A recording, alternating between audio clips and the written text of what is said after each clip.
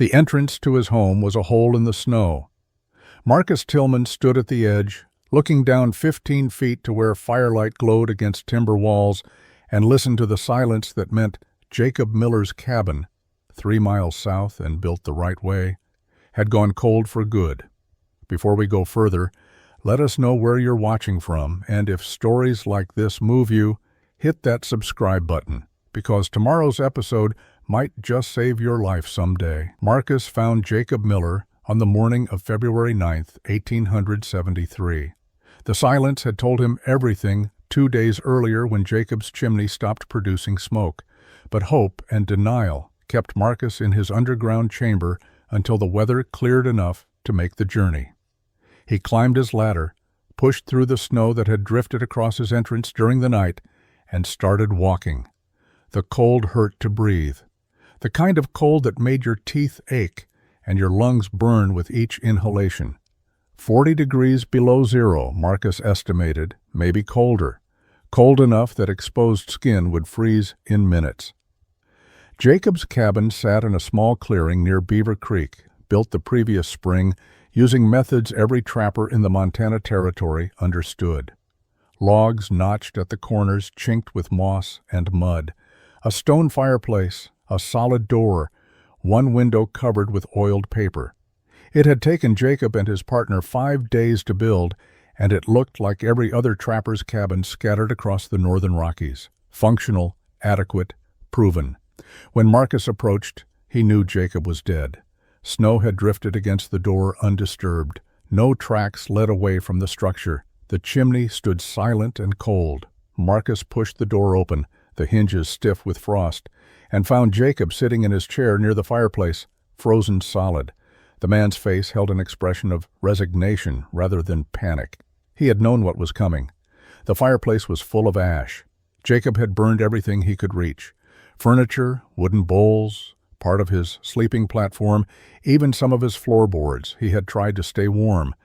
But the cabin's construction worked against him.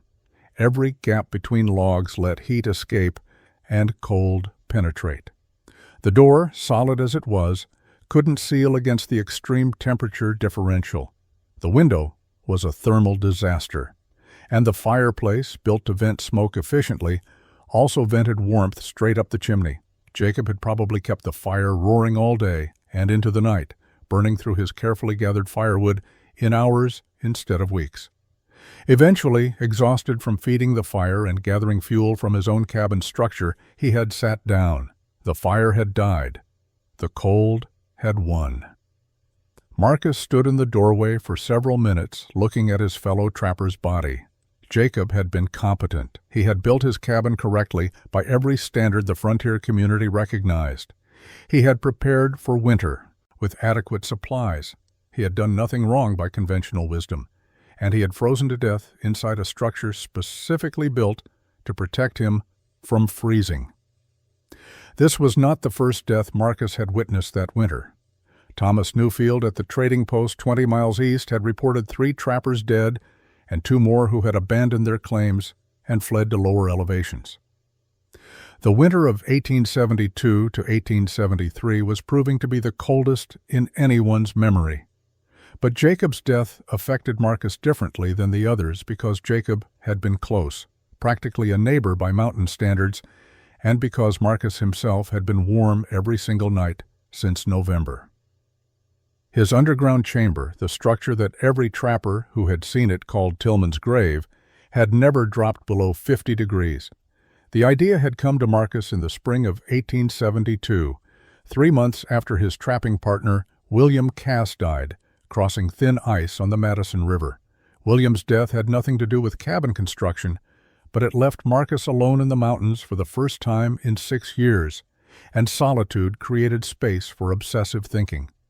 Marcus had survived 9 winters in the Rockies. He understood cold. He knew how to dress for it, how to move through it, how to read weather signs that warned when deadly temperatures approached. But he had never stopped to question why cabins were built the way they were. Everyone built above ground. Everyone notched corners the same way. Everyone chinked gaps with moss and mud. Everyone accepted that winter meant constant fire feeding and hope that your wood supply lasted until spring. Marcus started paying attention to temperatures in ways he never had before. He noticed that root cellars stayed cool in summer and surprisingly warm in winter. He observed that mine shafts maintained stable temperatures regardless of surface conditions.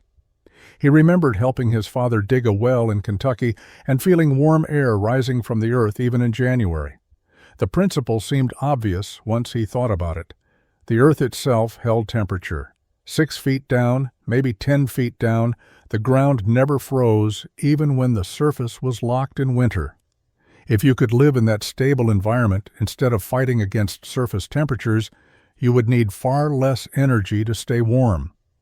When Marcus announced his intention to dig an underground dwelling at Owen Garrett's cabin in May, the response was immediate mockery. Owen, who trapped the territory 15 miles north, had 3 other trappers visiting when Marcus explained his plan. They thought he was joking at first. When they realized he was serious, the laughter became cruel. "You are digging your own grave," Owen said. "You will suffocate underground. You will drown in the first heavy rain. You will be trapped if anything goes wrong." Every concern was reasonable by conventional logic. Underground meant buried, and buried meant dead. Marcus tried to explain the temperature principle, the thermal mass concept, the stable environment. They did not care about theory. They cared about proven methods and common sense. Over the following weeks, as Marcus gathered supplies and selected his building site, the story spread through the scattered trapping community. Tillman is digging a hole to live in. Tillman has gone insane from isolation. Tillman will be dead by Christmas. Thomas Newfield at the trading post tried to talk him out of it, genuinely concerned. Even men who barely knew Marcus offered advice against the plan.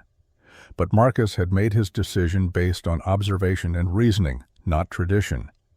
He purchased timber for reinforcement, acquired tools for excavation, and studied every root cellar and mine entrance he could find.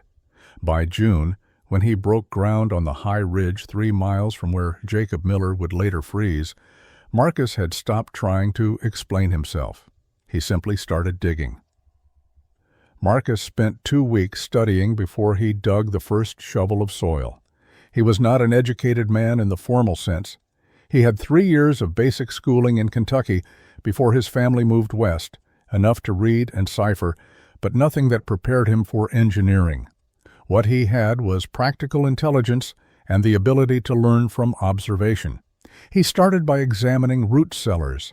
Every homestead and trading post had one, structures dug partially into the earth to store vegetables and preserved foods. Marcus measured temperatures in 3 different root cellars over a 10-day period in late May. The surface air temperature varied from 40 degrees at night to 70 degrees during afternoon. 6 feet underground, the temperature held steady at 52 degrees regardless of time of day. The earth was not just cool storage. It was a natural regulator. He traveled to an abandoned copper mine 30 miles from his intended building site. The mine had been worked for 2 seasons, then abandoned when the vein played out. The entrance tunnel extended 40 feet into a hillside. Marcus walked the length of it with a lantern, noting how temperature changed with depth. The first 10 feet showed variation, influenced by outside air. Beyond that, the temperature stabilized. At the back of the tunnel, it was noticeably warmer than the spring morning outside. The rock itself held heat from the earth below. Marcus understood he was seeing geothermal principle in action, though he would not have known that term. The deeper you went, the warmer it got. But even moderate depth provided insulation from surface extremes. Animal burrows offered additional lessons. Badgers dug elaborate tunnel systems that remained snow-free in winter. Prairie dogs created underground towns that housed hundreds of animals through temperature extremes. Wolves and bears denned underground during the worst weather. Animals with far less intelligence than humans had figured out that Earth provided protection better than any structure built above it. Marcus examined badger holes, noting how they sloped for drainage, how multiple chambers provided air circulation, how entrance tunnels turned to prevent wind from blowing directly into living spaces. He studied drainage patterns on his chosen ridge, watching how water moved during rainstorms. He dug test holes in different locations, noting soil composition and how quickly water permeated or pooled. He found bedrock 8 feet down in most locations, solid stone that would prevent any deeper flooding. He selected a spot on the highest part of the ridge where natural drainage would carry water away in all directions. He marked the location and began calculating dimensions. The chamber would be 12 feet square, giving him 144 square feet of living space. Height would be 7 feet, tall enough to stand comfortably. Total excavation, just over 1,000 cubic feet of earth and rock. The entrance shaft would be offset from the main chamber, creating an airlock effect and preventing cold air from sinking directly into living space. He would need substantial timber for wall and ceiling reinforcement. The chimney would require special engineering to create draft from below ground level. Every element needed planning before execution. Marcus broke ground on June 15, 1872, under clear morning skies. The location he had selected sat on a granite ridge surrounded by sparse pine forest, elevated enough to ensure drainage, remote enough to discourage visitors. He had hauled his supplies up over 3 trips: timber beams, boards for reinforcement, tools, canvas for temporary shelter while he worked. The project would take months, and he needed to complete it before serious cold arrived in November. He had approximately 20 weeks to dig, reinforce, and engineer a structure that had to work perfectly the first time. There would be no opportunity to rebuild if his calculations were wrong. The first day, he removed topsoil and marked his chamber outline in the dirt, 12 feet square, precisely measured. The entrance shaft would sit 8 feet from the main chamber's northwest corner. He would dig the chamber first, then excavate the connecting tunnel and vertical shaft. The sequence mattered because he needed to move excavated earth away from the site, and digging from inside out made that easier. He started in the center and worked outward, piling dirt beyond his marked perimeter. The soil was rocky, mixed with clay and gravel. Good for stability, difficult for digging.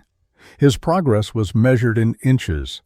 By sunset on that first day, he had excavated a depression roughly 6 feet square and 18 inches deep. At that rate, reaching 7 feet of depth would take weeks. The physical labor was brutal. Marcus was strong from years of trapping, accustomed to hard work, but digging was different from any other frontier task. It required sustained effort with minimal visible progress. Shovel, lift, carry, dump, repeat hundreds of times. His hands blistered despite calluses. His back ached continuously. When he hit sections of bedrock, he had to use a steel bar to break stone into manageable pieces, then shovel out the fragments. Some days he made good progress. Other days he spent hours removing a single large rock from the excavation. He worked from dawn until dark, taking brief breaks to eat and rest. He slept in his canvas shelter, which provided minimal protection but was adequate for summer weather. Owen Garrett rode past during the second week.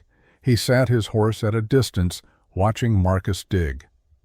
"You are still committed to this madness," Owen called. Marcus did not stop working. He was committed. Owen shook his head and rode away, but he would return with others. Over the following weeks, trappers passing through the area would detour to see Tillman's grave taking shape. They would stand at the edge, make comments, offer unsolicited advice or criticism, then leave. Marcus learned to ignore them. Their opinions did not change the physics of thermal mass or the reality that traditional cabins failed in extreme cold. He kept digging. By the end of June, he had excavated 4 feet deep across the full 12 by 12 space. He was 1/3 finished with the hardest part. At 4 feet of depth, Marcus began installing structural reinforcement. The walls he had dug were relatively stable, cut into clay and rock that held their shape, but they would not remain stable without support. Earth settles, shifts, and collapses under its own weight, especially when disturbed. Marcus needed to create a framework that would hold thousands of pounds of soil and prevent cave-in. He had studied mined timber construction during his visit to the abandoned copper works, noting how horizontal and vertical beams distributed load. He adapted those principles to his chamber design. He started with corner posts, selecting 4 pine logs approximately 8 inches in diameter and 9 feet long. He sank these posts into holes he had dug at each corner of his excavation, positioning them plumb, using a simple water level he had fashioned from a length of canvas hose. Between the corner posts, he installed horizontal beams at 2-foot intervals. These beams ran the perimeter of his chamber, creating a rigid rectangular frame at multiple levels. He notched each beam where it met the corner posts, creating mechanical connections rather than relying solely on nails or pegs. The notches locked beams and posts together so that settling or shifting would not pull the structure apart. Every joint was tight, cut and recut, until pieces fit with minimal gaps. The precision required was unusual for frontier construction, where approximate fitting was generally adequate.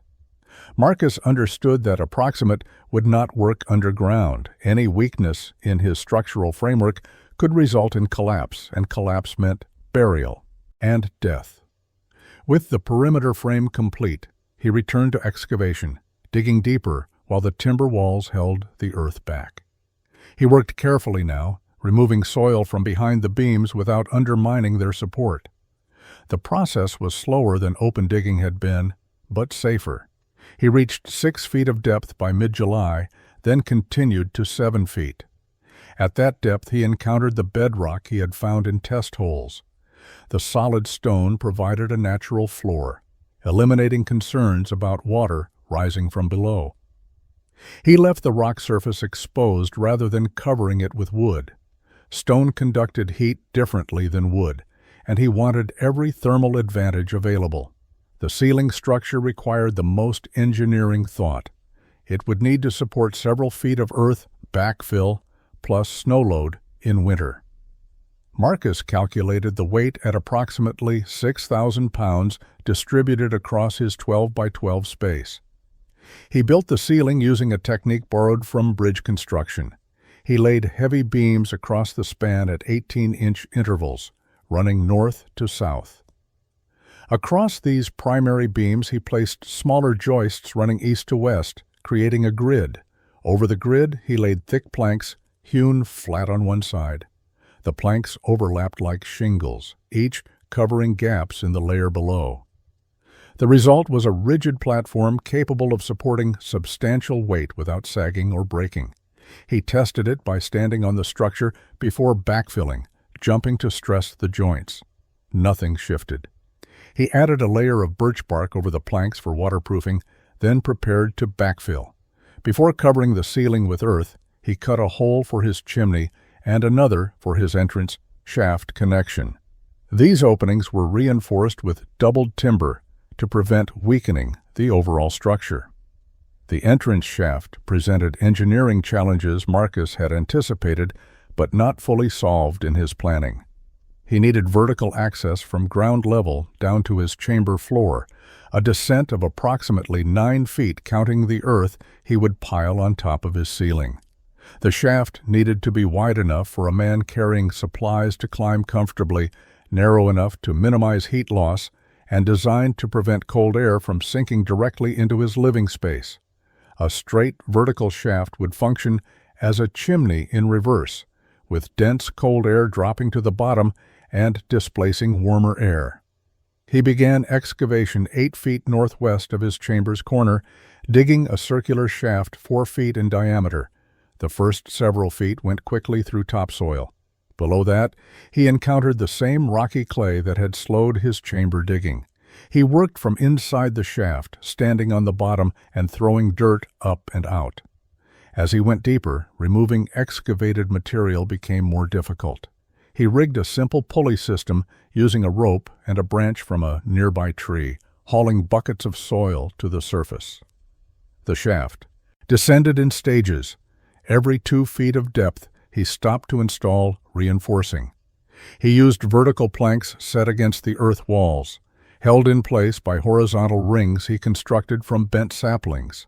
The reinforcement prevented collapse and created a smooth interior surface. At 7 feet of depth, Marcus stopped vertical digging and began excavating horizontally, creating a tunnel that would connect to his chamber. The tunnel ran 8 feet, sloping slightly upward as it approached the chamber. This slope was critical.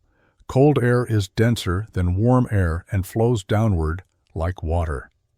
By making the tunnel slope up toward his living space, Marcus created a natural barrier. Cold air entering from the shaft above would pool in the tunnel's lowest point, rather than flowing into the chamber. The physics were simple, but the execution required precise measurement to achieve the correct gradient. Where the tunnel met his chamber, Marcus cut through his timber framework carefully, removing only enough material to create an opening. He reinforced the breakthrough point with additional beams to maintain structural integrity. The connection created an L-shaped entrance, down the vertical shaft, then horizontally through the tunnel, then into the chamber. Marcus built a ladder from pine poles, notching steps into the uprights. The ladder was sturdy enough to support a man carrying heavy loads. He positioned it in the shaft, securing the top end to a frame he built at ground level. The frame would also support a covering to keep rain and snow from falling directly into the shaft. He constructed a simple hatch from thick planks, hinged on one side so it could be lifted and lowered. The hatch fit into the frame with minimal gaps, creating a seal when closed. The entire shaft system took 3 weeks to complete. Marcus had calculated carefully to avoid water problems, selecting high ground and building above bedrock to ensure drainage. But theory and reality do not always align, and he learned this during the 3rd week of August when a thunderstorm nearly destroyed everything. The storm began in late afternoon with distant thunder rolling across the mountains. Marcus was working inside his chamber, installing shelving along one wall. He heard rain beginning above, heavy drops drumming on the earth, covering his ceiling. The sound was oddly comforting, proof that his waterproof birch bark layer was functioning. Rain on the surface, dryness below. Exactly as designed, the storm intensified quickly, as mountain storms often do. What had been steady rain became a deluge. Thunder cracked directly overhead. Lightning flashed bright enough that Marcus could see it through his entrance shaft. He climbed up to close the hatch, preventing rain from pouring down the opening. When he descended back into his chamber, he noticed water seeping through the tunnel entrance, not a trickle, a steady flow running along the tunnel floor and beginning to pool where the tunnel met. His chamber. Marcus's stomach dropped. He had designed the tunnel to slope up toward the chamber to prevent cold airflow. That same slope was now channeling water directly into his living space. The water was coming from his entrance shaft, where rain was accumulating faster than it could drain into the surrounding soil. The shaft was acting as a well, collecting runoff and funneling it through the only available exit, his tunnel.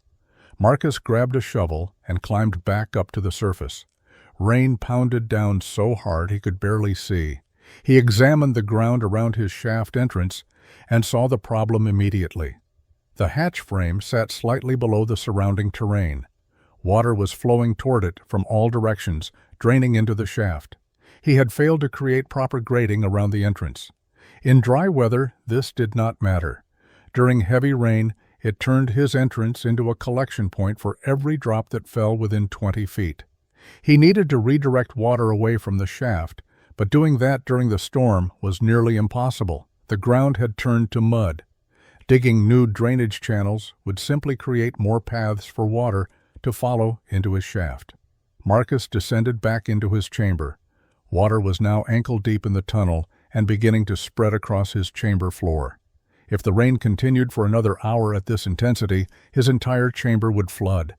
Everything he had built over 3 months would be ruined, and worse, the flooding would prove every skeptic correct. Tillman's grave would become a literal grave, filled with water instead of dirt, useless as a dwelling. He made a decision. He could not stop water from entering the shaft, but he could divert it before it reached his chamber. He waded into the tunnel with his shovel and began digging a sump pit at the tunnel's lowest point, directly below where the vertical shaft descended. He dug fast, creating a hole approximately 3 feet deep and 2 feet across. The sump began filling with water immediately, acting as a collection point.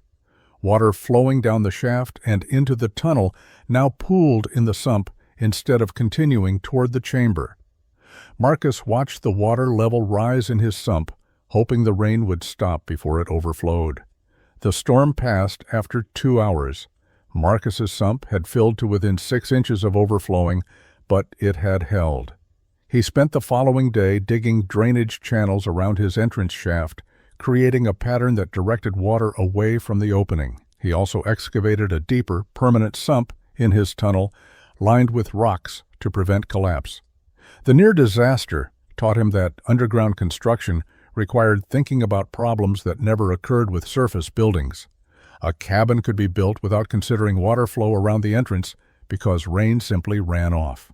Underground, every decision about placement and grading had consequences that could prove catastrophic. But the water problem, though serious, was solvable. The chimney problem was worse. Marcus had designed his chimney to exit through the center of his ceiling, rising approximately 12 feet from the chamber floor to extend above the eventual ground level. The concept was straightforward. Hot air rises, creating draft that pulls smoke up and out while drawing fresh air into the chamber. Every cabin and house used this principle, but Marcus's chimney had to work in reverse of normal construction. Standard chimneys started in a fireplace at ground level and rose through a structure to exit above the roof. His chimney started 7 feet underground and had to rise through earth to reach the surface. He built the chimney using a technique adapted from mine ventilation shafts. He started with a stone firebox in the corner of his chamber, carefully stacked rocks mortared with clay. The firebox was small, approximately 2 feet square, designed to burn efficiently rather than accommodate large logs. From the firebox, he built a stone chimney rising vertically.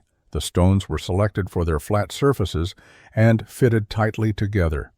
Where the chimney passed through his ceiling, he reinforced the opening with a double layer of timber and packed the space between chimney and wood with clay to prevent fire spread. Above the ceiling, he continued the stone chimney up through the earth backfill he had placed. The chimney extended 4 feet above ground level when complete, capped with a simple stone hood to keep rain from falling directly down the opening. Marcus built his first fire in late August, expecting smoke to rise naturally through the chimney as it would in any structure. Instead, smoke filled his chamber within minutes. The draft was not working. Smoke accumulated at ceiling level, growing thicker until Marcus had to climb out to avoid suffocation. He left the fire burning and watched from the surface. Smoke eventually found its way out through the chimney, but slowly, without the strong draft necessary for proper ventilation. The problem was obvious once he thought about it. Draft requires temperature difference between the bottom and top of a chimney. In a surface cabin, the fire is at the bottom and cold air is at the top, creating maximum temperature difference. In Marcus's underground chamber, the fire was 7 feet below ground, surrounded by earth that maintained 50-degree temperature. The chimney rose through that same earth. There was minimal temperature difference along most of the chimney's length. Marcus needed to solve this, or his chamber would be uninhabitable. Marcus extended his chimney an additional 6 feet above ground level, bringing the total height to 10 feet above the surface. The increased elevation created more exposure to cold air at the top, which improved draft marginally but not enough. The real solution came from observation of how mines maintained ventilation. He had noticed during his copper mine visit that shafts often had 2 openings, one for smoke and contaminated air to exit, another for fresh air to enter. The 2 openings created circulation through temperature and pressure differences. Marcus needed a second opening into his chamber. He cut a ventilation shaft through his ceiling in the corner opposite his chimney. The shaft was smaller than his main chimney, only 6 inches in diameter, and rose 4 feet above ground level. He capped it with a simple wooden cover that prevented rain entry but allowed air flow. The effect was immediate. With 2 openings instead of 1, air could circulate through his chamber. Fresh air entered through the ventilation shaft, flowed across the chamber floor where it warmed from the fire, then rose up the chimney as hot air. The temperature difference between incoming cold air and outgoing hot air created natural convection. Marcus built another fire and watched smoke draw cleanly up the chimney within seconds. But the ventilation system created a new problem: moisture. Underground chambers naturally accumulate moisture from the surrounding earth, from breathing, from cooking, from any water brought inside. In surface cabins, this moisture escaped through gaps in construction and through open doors and windows. Marcus's chamber was sealed tightly. His careful construction that prevented heat loss also prevented moisture escape. Within a week of moving his supplies underground in early September, he noticed condensation forming on his stone walls. The moisture was not dramatic, just a light film that made everything feel damp. But Marcus understood it would worsen in winter when temperature differences increased. He needed his walls to breathe without losing the thermal advantages of earth backing. His solution was to create an air gap between the earth walls and his living space. He had already installed timber framing against the earth during excavation. Now he added an interior wall. He cut thin boards and mounted them to the inside of his timber frame, leaving a 2-inch gap between the boards and the earth behind them. The gap connected to his ventilation system. Air flowing through his chamber could circulate behind the interior walls, carrying moisture away before it condensed on visible surfaces. The technique worked because it allowed water vapor to move without allowing heat to escape rapidly. The earth behind the walls still provided thermal mass and insulation. The air gap simply prevented moisture from accumulating where it would cause problems. Marcus also built his sleeping platform and storage shelves with slight gaps between boards, allowing air circulation around and under everything. He avoided creating dead air spaces where moisture could collect undisturbed. Every element of his interior was designed to let air move while maintaining temperature stability. By late September, his chamber was dry, warm from minimal fire, and properly ventilated. The engineering was complete. The structure was ready for winter. Testing. Marcus moved into his underground chamber on October 1, 1872. He climbed down his ladder carrying his rifle, his bedroll, and a canvas bag containing personal items accumulated over 9 years in the mountains. He made 3 more trips to move supplies: dried meat, flour, coffee, salt, ammunition, traps, tools, and the small collection of books he had carried since leaving Kentucky. Everything he owned fit into his 12 by 12 space, with room remaining. He arranged his possessions methodically, hanging items from pegs he had driven into his timber frame, stacking supplies on shelves, organizing by frequency of use and importance. When everything was in place, Marcus climbed back to the surface and looked at what he had created. From ground level, his dwelling was nearly invisible. The entrance hatch sat flush with the surrounding terrain, disguised by the same mix of dirt and pine needles that covered everything else. His chimney rose 10 feet into the air, the only obvious sign that something existed below. His ventilation shaft was shorter and easy to miss. Someone could walk within 20 feet and never know a man lived beneath their boots. The invisibility was unintentional, but welcome. Marcus valued privacy, and his underground home provided it absolutely. Owen Garrett arrived the next day with 2 other trappers Marcus knew by sight, but not by name. The 3 men rode up to the site and dismounted, looking around with obvious confusion. "Where is your cabin?" Owen called. Marcus emerged from his entrance shaft, climbing the ladder and pushing the hatch open. The men watched in disbelief as he rose from the ground like a man climbing out of his own grave. Owen walked to the entrance and looked down into the shaft. "You actually did it," he said. "You actually buried yourself." The other trappers peered down as well, shaking their heads. Marcus invited them to descend and see the chamber. Owen refused immediately. "I am not climbing into that hole." The other 2 agreed. They stood at the surface and asked questions instead. Where does the smoke go? How do you breathe? What happens if it rains? What happens if the earth collapses? What happens if you need to escape quickly? Marcus answered each question patiently, explaining his chimney system, his ventilation design, his drainage solutions, his structural reinforcement. The men listened but remained unconvinced.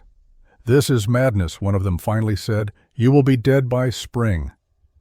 Owen was more direct. "You have wasted 3 months building an elaborate grave. When winter comes and you realize your mistake, you will be welcome at my cabin. But I will say I told you so." The 3 men mounted their horses and rode away. Over the following weeks, other trappers stopped by with similar reactions. Some were curious and asked technical questions. Others simply mocked the effort. No one thought Marcus would survive the winter underground. The general consensus among the trapping community was that Tillman had gone insane from isolation and would either suffocate, freeze, drown, or be crushed when his structure collapsed. Betting on which disaster would kill him became a source of entertainment at Thomas Newfield's trading post. The first cold snap arrived in mid-November. Marcus woke one morning to silence above ground, the particular quiet that meant heavy snow had fallen during the night. He climbed his ladder and pushed against the hatch. It resisted, weighted down by accumulation. He pushed harder, and the hatch opened, dumping snow down the shaft. Approximately 8 inches had fallen, enough to cover his entrance completely and bury his ventilation shaft. Marcus climbed out and cleared both openings, ensuring air could flow freely. The temperature above ground was well below freezing, cold enough that his breath created thick clouds of vapor. He descended back into his chamber and checked the temperature using a simple thermometer he had purchased at the trading post. 53 degrees. The underground temperature had not changed, despite the surface cold and snow accumulation. Marcus built a small fire in his firebox, using 3 pieces of split wood each, about as thick as his wrist. The fire burned hot and fast, warming the chamber to approximately 65 degrees within an hour. He let the fire die down to coals, then to ash. Over the next 6 hours, he monitored temperature change. The chamber cooled slowly, dropping only to 57 degrees by evening. The thermal mass of the surrounding earth was absorbing heat from the fire and releasing it gradually, maintaining stable temperature long after the fire had gone out. Marcus knew from experience what was happening in surface cabins during the same period. The cold snap had driven temperatures low enough that traditional cabins required constant fires to remain habitable. Trappers would be feeding their fireplaces every few hours, burning through wood supplies at unsustainable rates. Those who had not gathered adequate firewood would be making emergency trips into the forest to cut more, dangerous work in deep snow and extreme cold. A trapper who let his fire go out overnight risked freezing before morning. Marcus had burned 3 small pieces of wood and maintained comfortable temperature for an entire day. The efficiency was exactly what he had calculated, but experiencing it was different from theorizing about it. He prepared dinner using his small fire, boiled coffee, ate dried venison and cornbread he had baked the previous day. The chamber stayed warm enough that he removed his heavy coat. He read by firelight for an hour, then banked the coals and climbed into his sleeping platform. The bedroll was unnecessary for warmth. He used it only for padding against the wooden platform. He slept comfortably through the night without additional fire. The next morning he checked his thermometer again, 51 degrees. The chamber had cooled, slightly overnight, but remained far warmer than the surface temperature, which was approaching 0. Marcus climbed out to check conditions and found Owen Garrett approaching on snowshoes. Owen looked exhausted, his face red from cold and exertion. "I am nearly out of firewood," Owen said. "I have been cutting and hauling for 2 days straight. How are you managing?" December brought the first major blizzard. Marcus saw it building on the morning of December 8th, clouds massing to the northwest, the particular quality of light that meant heavy snow was coming.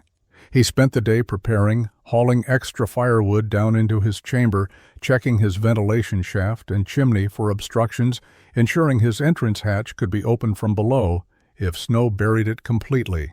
By afternoon, the first flakes were falling. By evening, the blizzard was fully developed. Wind howled across the ridge, driving snow horizontally. Visibility dropped to 0. The temperature plummeted. Marcus descended into his chamber and sealed the entrance hatch.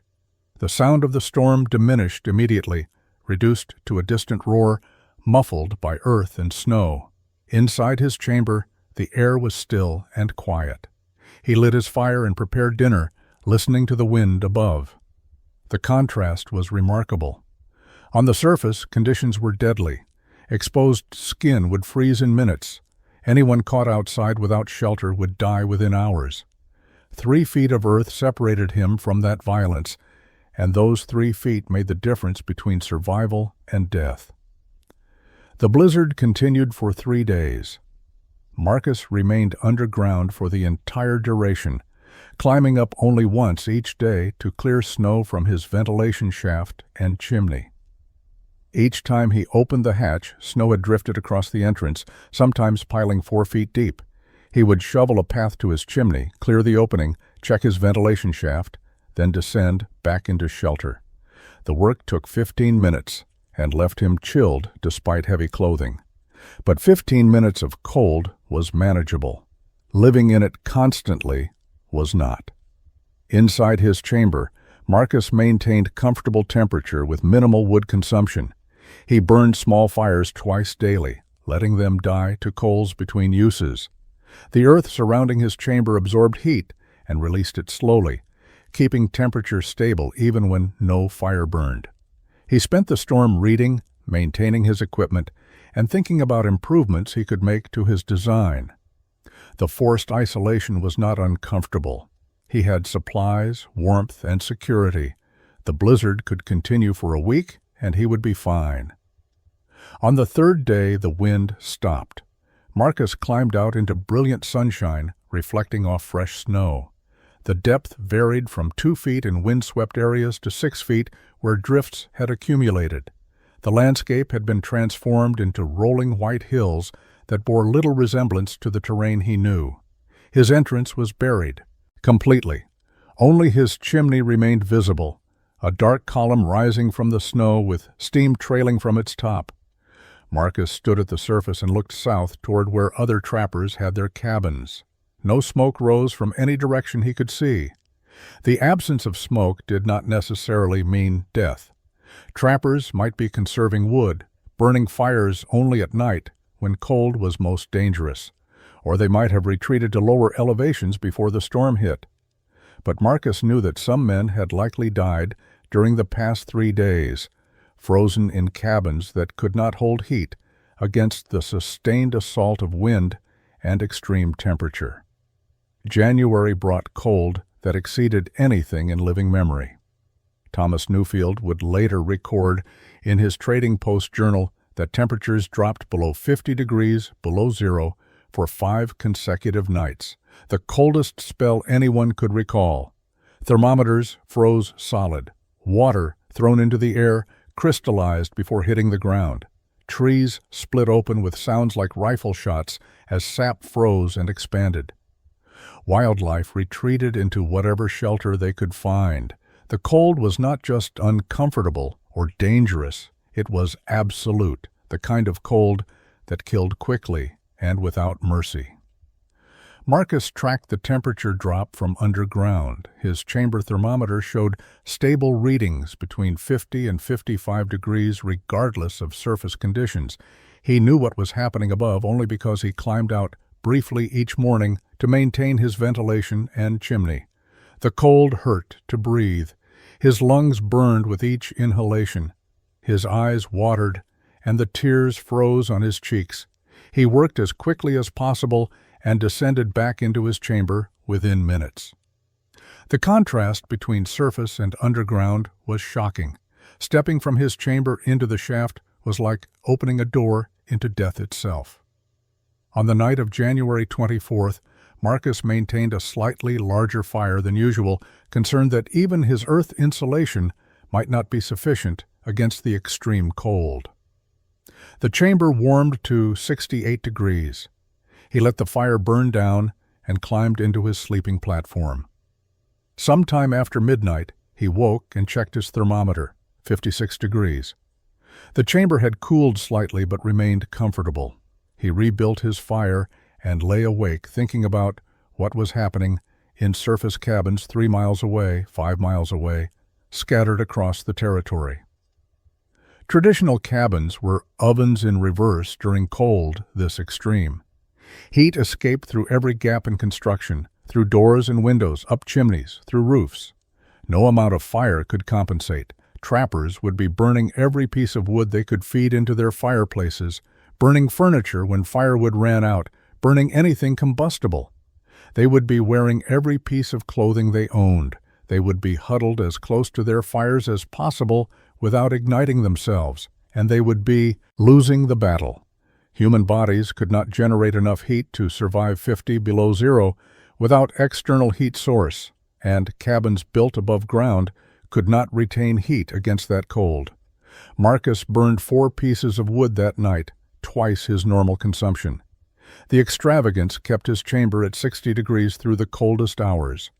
When morning came and he climbed to the surface, the cold was marginally less severe but still dangerous. He cleared his chimney quickly and descended. He made coffee and ate breakfast.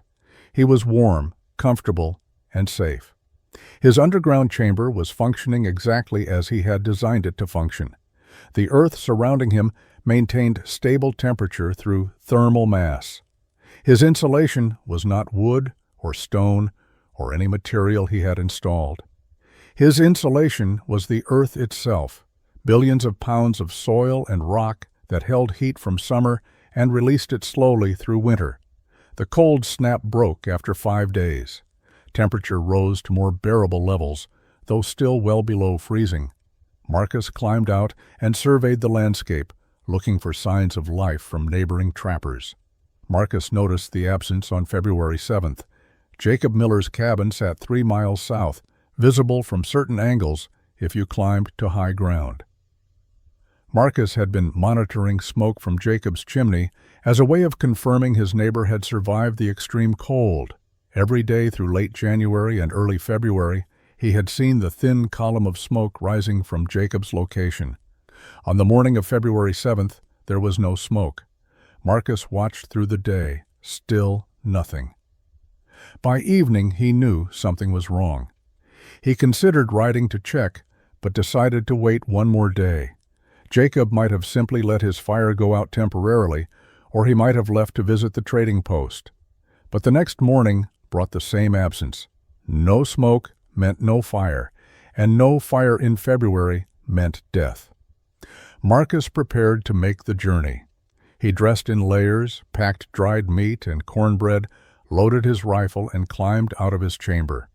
The trip to Jacob's cabin took 2 hours through deep snow. Marcus found the scene exactly as he had feared. Jacob was frozen in his chair near the fireplace. The cabin interior was a disaster. Jacob had burned everything portable, furniture reduced to kindling, floorboards torn up. Even part of the doorframe had been fed into the fire. The desperation was visible in every detail. Jacob had known he was dying, and had tried everything possible to generate more heat. It had not been enough. The cabin's construction worked against him. Gaps between logs that were invisible during mild weather became thermal disasters during extreme cold. Heat escaped faster than any fire could replace it. Eventually, exhausted from the constant effort, Jacob had sat down. The fire had died. The cold had won.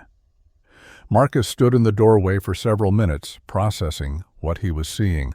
Jacob had been a good trapper, experienced and careful. He had built his cabin using methods that every frontiersman would recognize as correct. He had gathered adequate firewood. He had done nothing wrong by conventional standards, and yet he had frozen to death inside a structure specifically designed to protect him from freezing. The failure was not Jacob's. The failure was in the fundamental approach to frontier shelter. Marcus left the cabin and rode toward Owen Garrett's place, another 4 miles north. He needed to verify that Owen had survived and to warn him about Jacob. He found Owen alive, but in desperate condition. Owen's cabin was warmer than Jacob's had been, but barely. Owen looked exhausted, his face hollow from lack of sleep and constant physical effort. He had been feeding his fire continuously for weeks, barely sleeping, burning through his wood supply at unsustainable rates. When Marcus told him about Jacob, Owen simply nodded. "I am not surprised," he said quietly. "I am burning everything I have. I will run out of wood in another week. If the cold continues, I will be next." Marcus made an offer. "You can stay in my chamber. There is room for 2, and I have adequate supplies." Owen looked at him for a long moment, pride fighting with survival instinct. Owen Garrett arrived at Marcus's chamber 3 days later, carrying what remained of his supplies in 2 canvas packs. His face was haggard, his hands wrapped in cloth to protect fingers that had suffered minor frostbite. Marcus helped him down the ladder into the underground chamber. Owen stood at the bottom, looking around in silence. The contrast between this space and his own freezing cabin was overwhelming. The air was warm, the walls were dry. A small fire burned in the firebox, barely more than embers, yet the temperature was comfortable enough that Marcus wore only a single layer of clothing. "How is this possible?" Owen finally asked. Marcus explained again what he had tried to explain during construction. "The Earth maintains constant temperature year-round at this depth. I am not fighting against the cold. I am using the Earth's own warmth as my primary heat source. The fire is supplemental." Owen walked slowly around the chamber, touching the timber framework, examining the stone chimney, looking up at the ceiling that supported tons of earth and snow. "This should not work," he said, "but it does." The 2 men settled into an arrangement. Marcus had built his chamber for 1 person, but it accommodated 2 adequately. They took turns maintaining the fire, clearing snow from the entrance and ventilation shaft, preparing meals. Owen's presence required slightly more wood consumption, but the chamber's efficiency meant they still burned far less than a single man would use in a surface cabin. The temperature remained stable between 55 and 65 degrees depending on fire intensity. They were comfortable, safe, and using a fraction of the resources that surface survival required. February continued its assault. More blizzards came. Temperature remained brutally cold between storms. Owen went outside only when necessary, still uncomfortable with the idea of living underground, but unable to argue with results. Other trappers were not faring as well. Henry Dalton appeared at their entrance in mid-February, nearly frozen, begging for shelter. His cabin had become uninhabitable. He had abandoned it with only what he could carry. Marcus and Owen made room for a 3rd person. The chamber was crowded now, but it remained functional. 3 men generated more body heat, which reduced fire requirements further. They established routines, divided responsibilities, and survived. By late February, Thomas Newfield's trading post had received reports of 6 trappers dead from the cold and at least a dozen more who had fled to lower elevations, abandoning their claims. The winter of 1873 was killing men across the territory. Traditional cabins built using proven methods were failing catastrophically. But in Marcus Tillman's underground chamber, 3 men lived comfortably on minimal resources. The innovation that had been mocked as Tillman's grave was proving to be the only structure in the region that actually worked during extreme conditions. The impossible had become the only viable solution. The thaw began in early March. Temperature rose above freezing for the first time in months.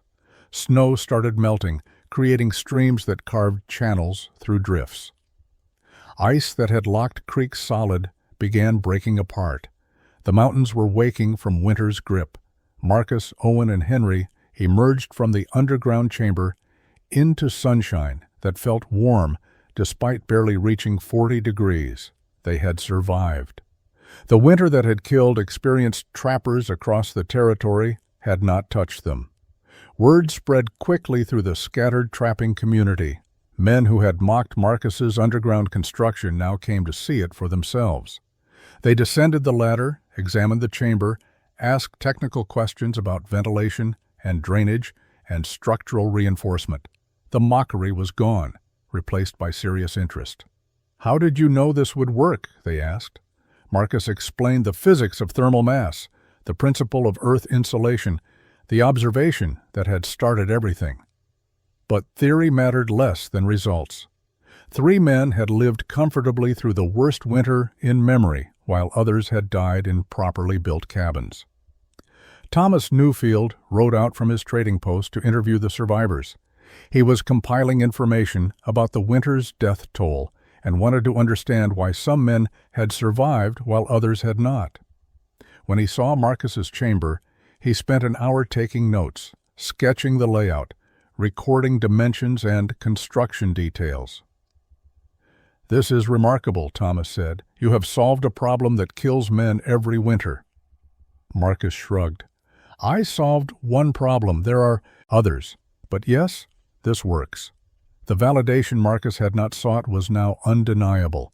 Owen Garrett, who had been the loudest critic, became the strongest advocate. He told everyone who would listen that Marcus's design had saved his life. Henry Dalton was equally vocal. The 2 men began planning their own underground chambers, asking Marcus for advice on site selection, excavation techniques, and ventilation design. Other trappers expressed interest. The idea that had seemed insane 6 months earlier was now being seriously considered across the territory. Marcus helped Owen select a site and begin excavation in April. The work would take months, meaning Owen would need alternative shelter for the coming winter, but he was committed. Henry Dalton started his own excavation in May. By summer, 4 more trappers had begun building underground chambers using Marcus's basic design. Each adapted the concept to their specific needs and available materials, but the core principles remained the same. Dig below frost line, create proper ventilation, build strong structural support. Use earth as primary insulation. The technique was spreading not through formal teaching or published plans, but through practical demonstration and word of mouth. Men who had survived talked to men who wanted to survive. The knowledge transferred naturally, modified, and improved with each iteration. Marcus answered questions freely, offering suggestions based on his experience, but encouraging experimentation. The underground chamber was not a rigid formula. It was a principle that could be adapted to different conditions. By the fall of 1873, 7 underground chambers were under construction across the northern Montana Territory. Marcus's original design served as the template, but each builder adapted the concept to local conditions and personal needs. Owen Garrett built his chamber larger than Marcus's, 14 feet square instead of 12, to accommodate supplies for extended trapping seasons. Henry Dalton positioned his entrance shaft at an angle rather than vertical, creating a sloped tunnel that was easier to navigate with heavy loads. A trapper named William Pierce incorporated a second room, creating separate spaces for living and storage. The variations demonstrated that Marcus had discovered not a single solution, but a flexible principle that could be modified. Thomas Newfield began keeping records of underground chamber construction at his trading post. He documented locations, dimensions, and construction techniques, creating an informal repository of knowledge. Trappers stopping at the trading post would ask about the underground cabins, and Thomas would share what he had learned. The information spread beyond the immediate region. By winter of 1873 to 1874, trappers in Wyoming and Idaho territories had heard about the Montana underground chambers and were building their own versions. The winter of 1874 was milder than the previous year, but still severe enough that traditional cabins struggled. Men living in underground chambers reported the same results Marcus had experienced: stable temperatures between 50 and 55 degrees with minimal heating, dramatic reduction in firewood consumption, protection from wind and blizzards. The consistency of results across multiple locations and builders confirmed that the success was not luck or coincidence. The principle was sound and repeatable. Marcus spent that winter alone in his chamber, having declined offers to share space again. He preferred solitude, and his design had been built for single occupancy. He continued trapping, working his lines through winter, returning to his underground home each evening. The routine was comfortable and sustainable. He was not fighting against winter. He was living within it, using its own characteristics to his advantage. The shift in thinking was profound. Most frontiersmen approached winter as an enemy to be defeated through constant effort. Marcus had learned to work with natural principles rather than against them. In spring of 1875, a government surveyor visited the region and documented the underground chambers in his official report. He noted them as an unusual but effective adaptation to extreme climate conditions. The report circulated among territorial officials and eventually reached newspapers in Denver and Salt Lake City. Articles appeared describing the Montana trappers who lived underground during winter. Some writers treated the story as curiosity, others as genuine innovation. The attention was minor, but it meant the technique was entering broader awareness. Marcus was visited by a young trapper from Pennsylvania that spring who had read about the underground chambers and traveled west specifically to learn the technique. Marcus spent 3 days teaching him excavation methods, ventilation principles, and structural requirements. The young man took detailed notes and returned east to share what he had learned. The knowledge was moving beyond oral tradition into written form, ensuring it would persist and spread further. Marcus Tillman left the mountains in 1876. The fur trade had collapsed completely by then, beaver populations depleted, and market demand eliminated by changing fashion. He was 38 years old, had saved modest money from his trapping years, and was ready for a different life. He filed a claim on land in the Bitterroot Valley and built a surface cabin there, using traditional construction methods. The irony was not lost on him. His underground chamber had saved his life and influenced dozens of others, but it was not a design for permanent settlement. It was a survival tool for extreme conditions. He visited his underground chamber one final time before leaving the mountains. He descended the ladder and stood in the space that had protected him through 2 winters. The structure was still sound, timber framework solid, walls dry, everything functioning as designed. He left the chamber intact rather than filling it in. Perhaps someone else would use it. Perhaps it would simply exist as proof that alternative approaches were possible. He climbed out, closed the hatch, and rode away. Over the following decades, underground and semi-underground dwellings appeared sporadically across the northern frontier. Some were built by trappers who had learned from Marcus directly or indirectly. Others were built by homesteaders who discovered the principle independently. The designs varied widely, but the core concept persisted. Earth provides insulation superior to any material early settlers could construct. Using that insulation required only the willingness to dig rather than build upward. By the 1880s, mining communities in Montana and Idaho were building partially underground structures for winter habitation. The technique had evolved from individual survival chambers to small community buildings. A frontier school near Butte was built partially underground and achieved remarkable fuel efficiency. A trading post near the Canadian border used earth-backed walls to reduce heating costs. The applications expanded as more people understood the principle. Marcus lived until 1903, dying at age 65 on his Bitterroot Valley ranch. He had married, raised 4 children, and lived quietly. His obituary in the local newspaper made no mention of his underground chamber or his influence on frontier construction. To his family and neighbors, he was simply a former trapper who had become a successful rancher. The innovation that had saved lives and changed how some people approached winter survival was not part of his public identity. But in the mountains where he had trapped, underground chambers remained. Some were still occupied, Others had been abandoned, but stood intact. Their timber frameworks holding back earth decades after construction. Trappers and hunters occasionally discovered them, recognizing the sophisticated engineering in structures that appeared crude from surface examination. The chambers were unmarked monuments to practical innovation, born from necessity and observation. The story of Marcus Tillman's underground chamber demonstrates that frontier innovation often came from individuals willing to question accepted methods and test new approaches. His solution to winter survival was not complex or technologically advanced. It required no materials that were not available to any trapper. What it required was the insight that sometimes the best answer comes from working with natural principles rather than against them, and the courage to implement that insight despite universal skepticism.